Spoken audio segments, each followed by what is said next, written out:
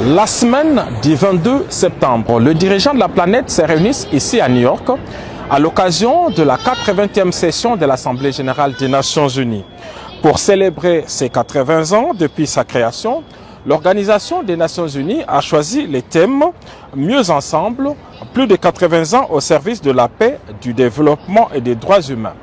Et comme à l'accoutumée en pareille circonstance, la ville de New York a sorti son dispositif de règlement routier spécial pour les différents cortèges présidentiels. C'est sur ces entrefaites que le président de la République démocratique du Congo, Félix-Antoine Tshisekedi Tshilombo, est arrivé la nuit de ce dimanche ici à New York. Accompagné de la distinguée première dame Denise Nyakeru, le chef de l'État a pris ses quartiers dans Manhattan en attendant d'entamer une semaine de travail très chargée aux Nations unies. Désigné vice-président de l'Assemblée générale cette année, le président Félix Tshisekedi Tshilombo a la lourde tâche de remplacer le président en cas d'absence ou d'empêchement et de présider certaines réunions des commissions des Nations unies.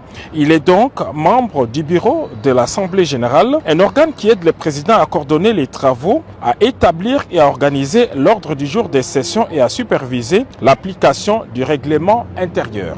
Les rendez-vous annuels des chefs d'État interviennent cette année dans un contexte très particulier, marqué par des tensions géopolitiques à travers le monde, des remises en cause du multilatéralisme et des crises sécuritaires.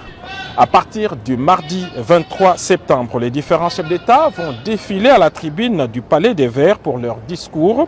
Et comme le veut la tradition, le président des États-Unis d'Amérique, Donald Trump, sera le premier à ouvrir les balles. Et le même jour, dans la soirée, le président de la République, Félix-Antoine Tshisekedi Tshilombo, prendra la parole à son tour pour son grand oral, le 6e de la série. Son discours est tout aussi très attendu au regard des avancées significatives obtenues par le chef de l'État grâce à sa diplomatie de paix en faveur de son pays, la République démocratique du Congo.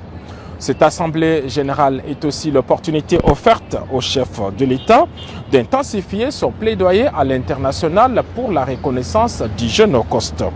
C'est dans ces cadres qu'est prévu un grand événement ici à New York avec le Fonarev en marge de cette Assemblée générale.